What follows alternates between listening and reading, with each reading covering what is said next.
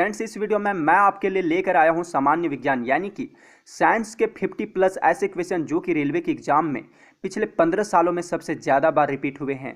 तो ये बहुत ही इंपॉर्टेंट क्वेश्चन है, इन्हें घोल के पी जाना। यानी कि आप मेरी बातों को समझ पा रहे होंगे मैं क्या कहना चाह रहा हूँ।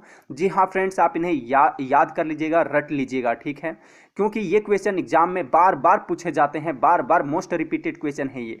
चलिए अभी हम लोग देखते हैं वो कौन से क्वेश्चन हैं। जैसा कि पहला क्वेश्चन ये है कि सार्स क्या है। ठीक है, विषाणु द्वारा फैलने वाली बीमारी है, जीवाणु द्वारा फैलने वाली बीमारी है, चूहे के पिस्सू से फैलने वाली बीमारी है, मच्छर से फैलने वाली बीमारी है।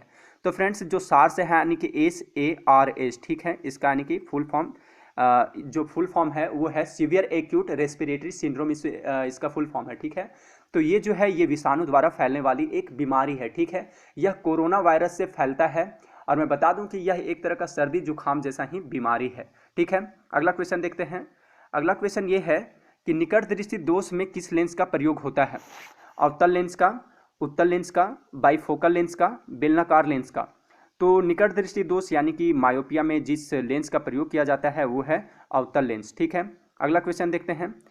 दूरदृष्टि दोष में किस लेंस का प्रयोग किया जाता है। अवतल लेंस का, उत्तल लेंस का, बाइफोकल लेंस का, बेलनाकार लेंस का। तो दूरदृष्टि दोष में फ्रेंड्स उसमें जो प्रयोग किया जाने वाला लेंस है वो है उत्तल लेंस। नेक्स्ट क्वेश्चन ये है कि गुरुत्वाकर्षण का सिद्धांत किसने दिया। न्यूटन ने दिया था, आर्यभट्ट ने दिया था, कैपलर ने दिया था, कोपरनिकस ने दिया था। तो गुरुत्वाकर्षण का जो सिद्धांत दिया था वो दिए थे न्यूटन के द्वारा दिया गया था। ठीक है, अगला क्वेश्चन ये है कि दही का जमना कौन सी प्रतिक्रिया है। भौतिक प्रतिक्रिया, रासायनिक प्रतिक्रिया, उपर्युक्त दोनों, इनमें से कोई नहीं। तो फ्रेंड्स, जो दही का जमना है वो है रासायनिक प्रतिक्रिया। ठीक है, यानी कि ऐसा मतलब प्रक्रिया जो कि फिर से उसे वापस उस मतलब स्थिति में नहीं लाया जा सके उसे रासायनिक प्रतिक्रिया कहते हैं। यानी कि आप एक बार जैसे दूध से दही जम गया तो आप फिर से उसे दूध नहीं बना सकते हो, तो ये रासायनिक प्रतिक्रिया है।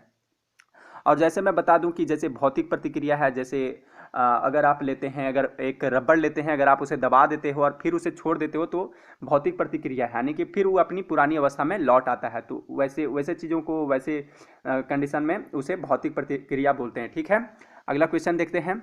अगला क्वेश्चन ये है कि ऑप्टिकल फाइबर होता है रेशम का बना हुआ, कांच का बना हुआ, उपर्युक्त दोनों से बना हुआ, इनमें से कोई नहीं। तो जो ऑप्टिकल फाइबर होता है वो बना होता है प्लास्टिक या कांच का बना हुआ होता है। ठीक है, और मैं बता दूं कि यह एक केबल है जिसके माध्यम से इंटरनेट एक जगह से दूसरी जगह प्रकाश बिंदुओं के रूप में भेजा जाता है। ठीक है, और यह कांच या प्लास्टिक से बनी होती है जैसा कि मैं आपको बता दिया हूं, और यह बहुत ही मजबूत होती है अन्य केबलों के मुकाबले। ठीक है, और यह अधिक डाटा को एक साथ भेज सकती है। तो फ्रेंड्स, और मैं बता दूं इसका जो आविष्कार किया गया था वो किया गया था नरिंदर सिंह कपैनी ने किया था। ठीक है, तो आपसे याद कीजिएगा इसका आविष्कार नरिंदर सिंह कपैनी के द्वारा किया गया था और यह कांच का बना हुआ होता है या तो फिर प्लास्टिक का। अगला क्वेश्चन ये है कि शुष्क सेल में कैथोड का कार्य करता है कॉपर छड़, जिंक छड़, ग्रेफाइट छड़, इनमें से कोई नहीं। तो शुष्क सेल में जो कैथोड का काम करता है वो करता है ग्रेफाइट छड़। नेक्स्ट क्वेश्चन ये है कि मानव शरीर में कौन सा रक्त ग्रुप प्राय अधिक पाया जाता है। ए पॉजिटिव, बी पॉजिटिव, ए प्लस बी पॉजिटिव, सॉरी ये बी पॉजिटिव, ओ पॉजिटिव। तो मानव शरीर में जो यानी कि सबसे ज़्यादा जो रक्त पाया जाता है वो है बी पॉजिटिव, और मेरा भी बी पॉजिटिव ही है। ठीक है, मेरे पूरे फैमिली में जितने फैमिली मेम्बर हैं यानी कि घर वालों सभी का बी पॉजिटिव ही है। तो मैक्सिमम जो मतलब रक्त ग्रुप पाया जाता है लोगों में वो बी पॉजिटिव ही होता है, तो आप इसे याद कर लीजिएगा। अगला क्वेश्चन ये है कि मानव शरीर में कितनी हड्डी होती है। 200, 206, 300, 306। तो मानव शरीर में जो कुल हड्डियों की संख्या है वो है 206। अगला क्वेश्चन ये है कि दूध की शुद्धता मापने वाला यंत्र कौन सा है। Lactometer, actinometer, spectrometer, pedometer. तो फ्रेंड्स, जो दूध की शुद्धता मापने वाला यंत्र है वो है लेक्टोमीटर। ठीक है, अगला क्वेश्चन ये है कि सीने बार किसका प्रमुख अयस्क है। लोहा का, पारा का, चांदी का, तांबा का। तो सीने बार जो है वो है अयस्क पारा का। अगला क्वेश्चन ये है कि किस रोग के प्रतिरोध के लिए BCG का टीका दिया जाता है। चेचक के लिए, पोलियो के लिए, टीबी के लिए, हेपेटाइटिस के लिए। तो जो BCG का जो टीका दिया जाता है यानी कि बेसिलस कॉलमेट ग्यूरिन, इसका मतलब फुल फॉर्म है, यानी मैं बता दिया बेसिलस कॉलमेट ग्यूरिन। ठीक है, तो ये मुख्यतः यक्ष्मा जिसे यानी कि टीबी बोला जाता है उसके रोकथाम के लिए नवजात शिशुओं को लगाया जाता है। और बता दूं फ्रेंड्स, अभी जैसा कि मैं बताया हूँ BCG यानी कि बेसिलस कालमेट ग्यूरिन। तो यहाँ बी से बहुत बार एग्जाम में पूछ लिया जाता है कि बी का मतलब क्या है, तो उसका मतलब है बेसिलस, ठीक है। सी का मतलब है कालमेट, और जी से मतलब है, जी का मतलब ग्यूरिन, यानी कि बेसिलस कालमेट ग्यूरिन। तो आप इसे फर्स्ट बी वाला तो पक्का याद रखिएगा, बेसिलस, क्योंकि एग्जाम में ये भी पूछा जाता है। अगला क्वेश्चन देखते हैं। अगला क्वेश्चन ये है कि स्त्रियों और बच्चों की आवाज़ तीखी होती है, इसका कारण है उच्च आवृत्ति, उच्च आयाम, कमजोर स्वर तंतु, निम्न आवृत्ति। तो स्त्रियों और बच्चों की जो आवाज़ तीखी होती है उसके पीछे जो रीजन है वो है उच्च आवृत्ति, यानी कि हाई फ्रीक्वेंसी के कारण है सो उनकी आवाज़ तीखी यानी कि पतली होती है। अगला क्वेश्चन ये है कि गुब्बारे में कौन सी गैस प्रयुक्त की जाती है, हाइड्रोजन, हीलियम, ऑक्सीजन, आर्गन। तो गुब्बारे में या तो फिर हवाई जहाज के टायरों में जो जिस गैस की प्रयोग किया जाता है वो है हीलियम, ठीक है। हीलियम यानी कि बहुत ही हल्का गैस है, इसलिए इसका प्रयोग किया जाता है।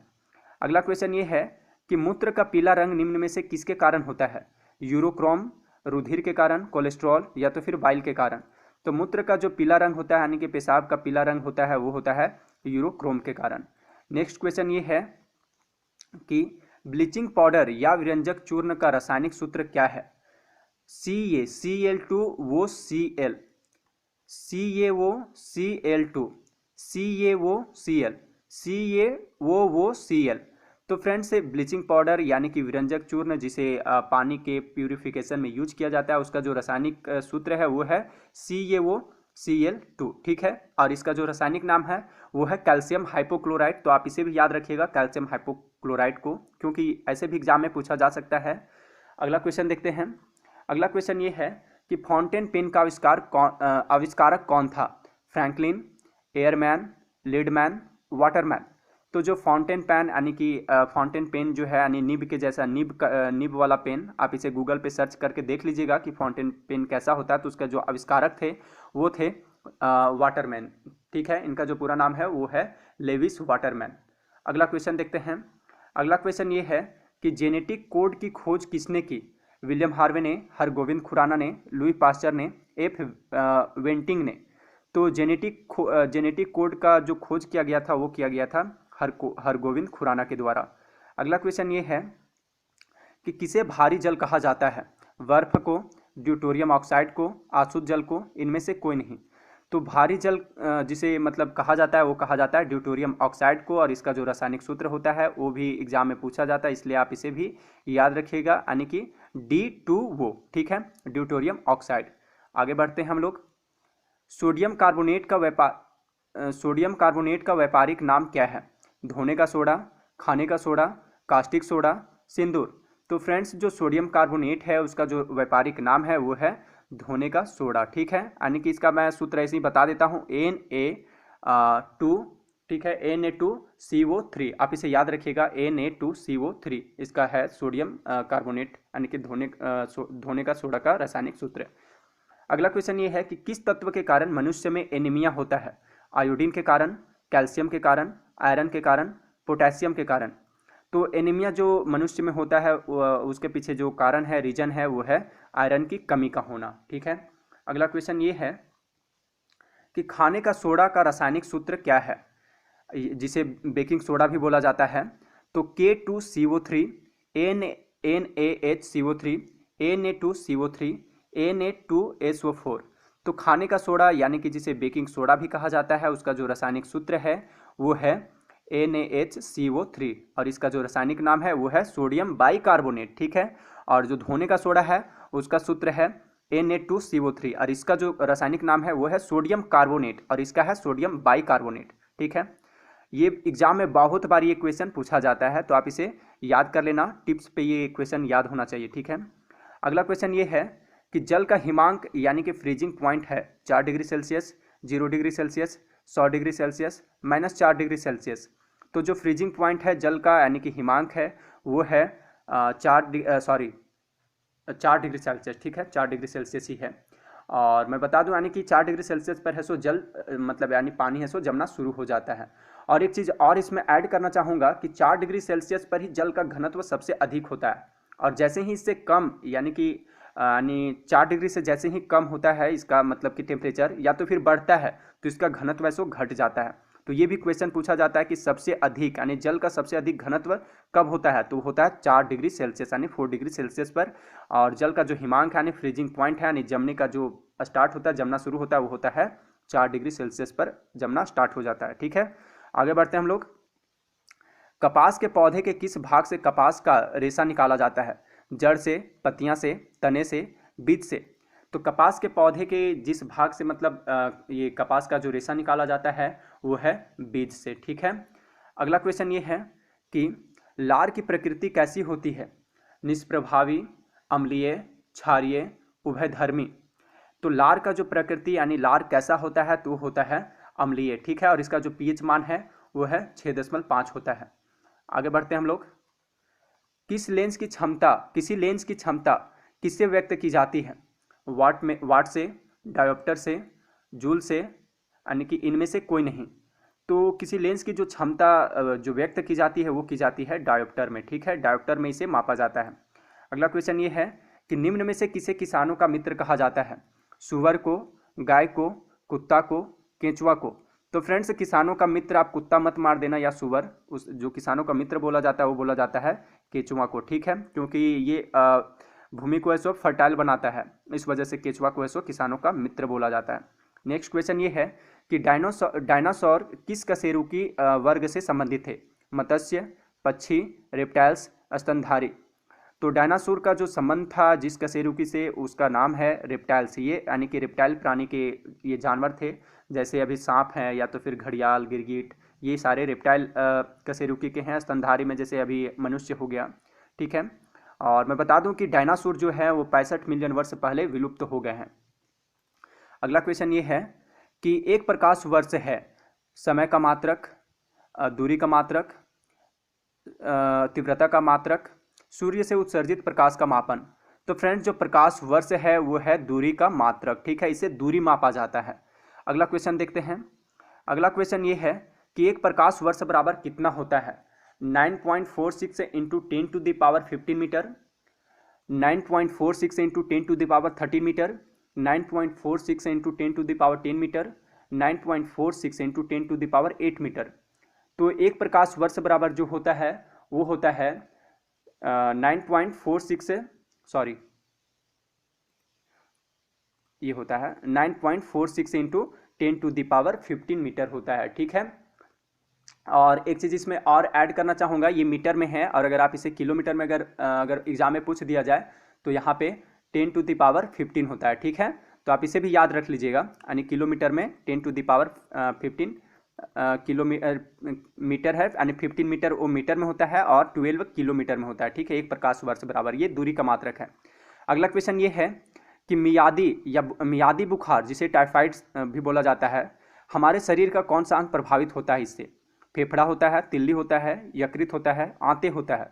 तो यानी टाइफाइड अगर आपको हो जाता है तो इससे हमारे यानी बॉडी में जो सबसे ज़्यादा प्रभावित होने वाला अंग है वो है आंतें। ठीक है, अगला क्वेश्चन देखते हैं। अगला क्वेश्चन ये है कि पादपों में जल के परिवहन का कार्य कौन करता है? कार्टेक्स करता है, कैम्बियम करता है, फ्लोएम करता है, जाइलम करता है।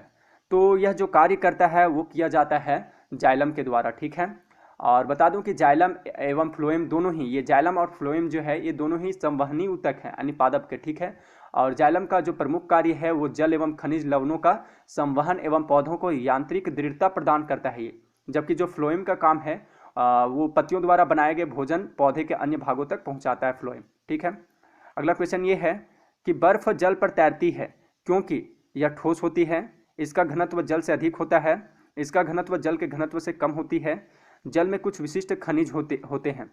तो बर्फ है फ्रेंड्स, अगर आप देख लेंगे इसको एक्सपेरिमेंट करके, तो बर्फ जल पर तैरती है, इसके पीछे जो रीजन है वो है इसका घनत्व जल के घनत्व से कम होता है, इस वजह से यह सो जल पर तैरने लगता है। अगला क्वेश्चन ये है कि प्रकाश का रंग निश्चित किया जाता है उसके वेग द्वारा, आयाम द्वारा, तरंग दैर्घ्य द्वारा, आवृत्ति द्वारा। तो प्रकाश का जो रंग है उसे निश्चित किया जाता है, वो किया जाता है तरंग दैर्घ्य के द्वारा। ठीक है, यानी वेव लेंथ के द्वारा। नेक्स्ट क्वेश्चन ये है कि निम्नलिखित में से कौन सा विटामिन घाव को भरने में सहायक होता है? Vitamin A, vitamin C, vitamin B, vitamin के।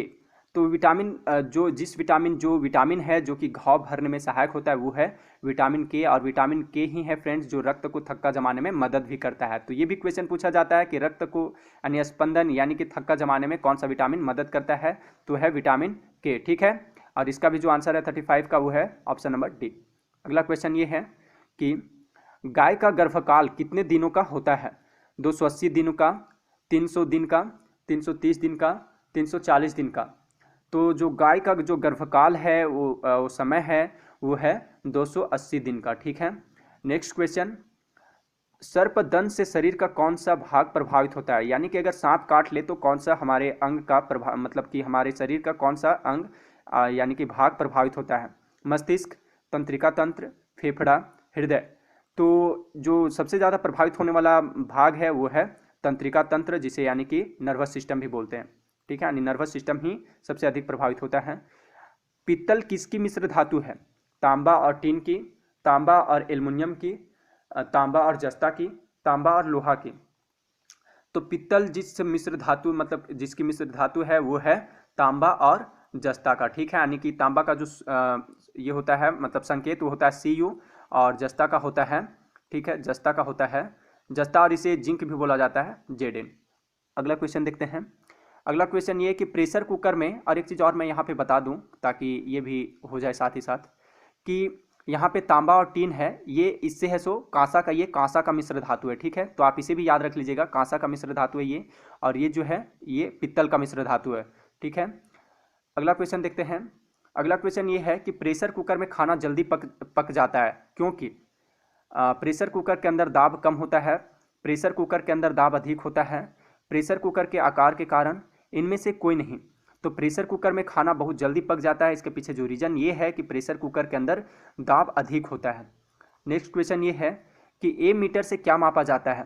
विद्युत धारा, विभवांतर, वायु की चाल, उच्च ताप।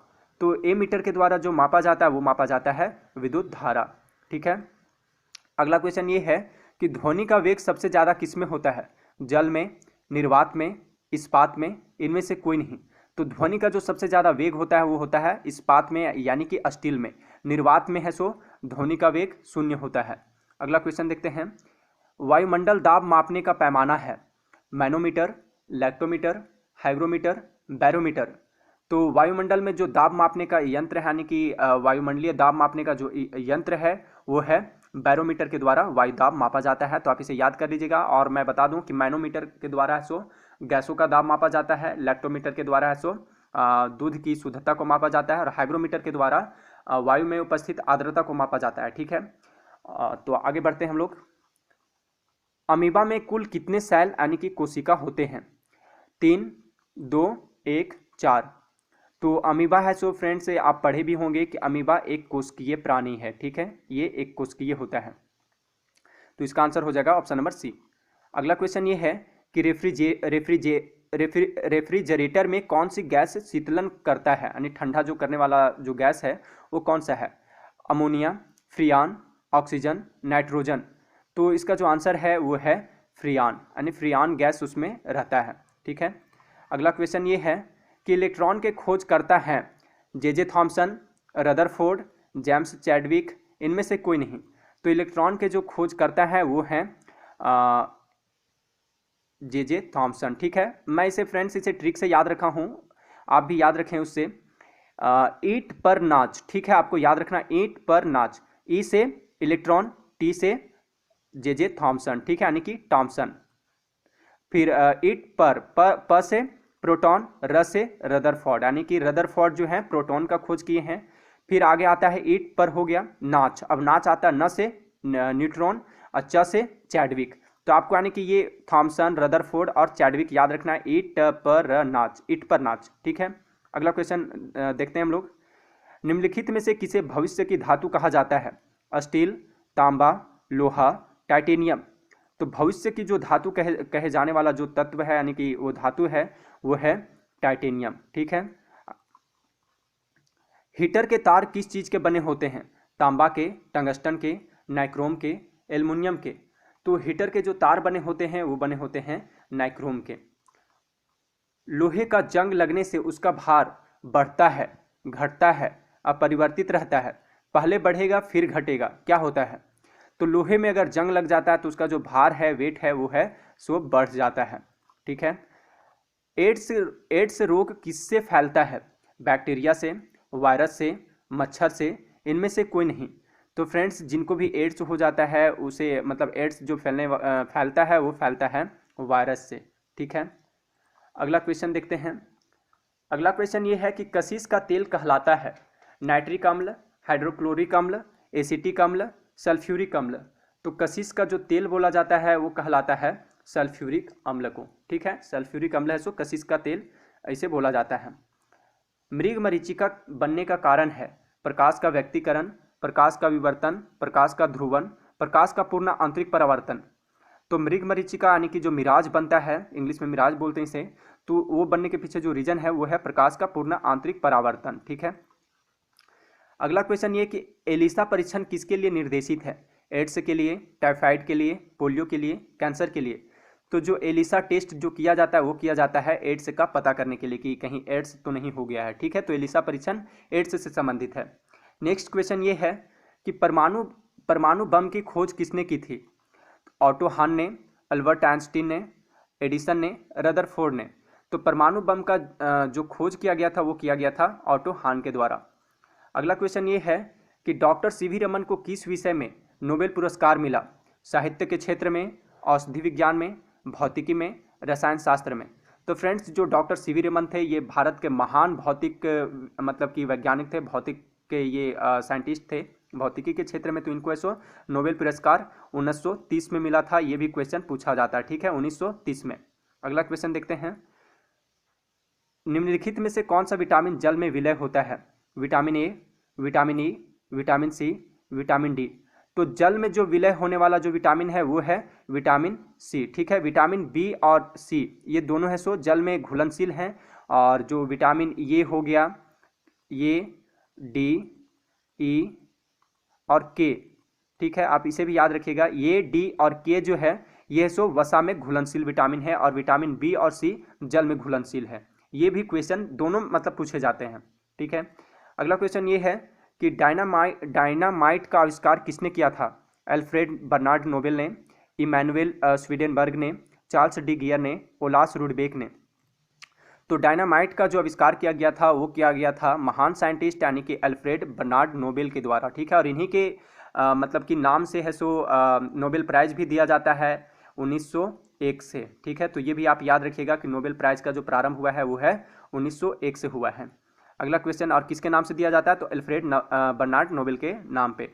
अगला क्वेश्चन ये है कि लाल रुधिर कणिकाओं यानी कि आरबीसी, रेड ब्लड सेल्स का निर्माण कहाँ होता है? वृक्कों में, अस्थिमज्जा में, यकृत में, तिल्ली में।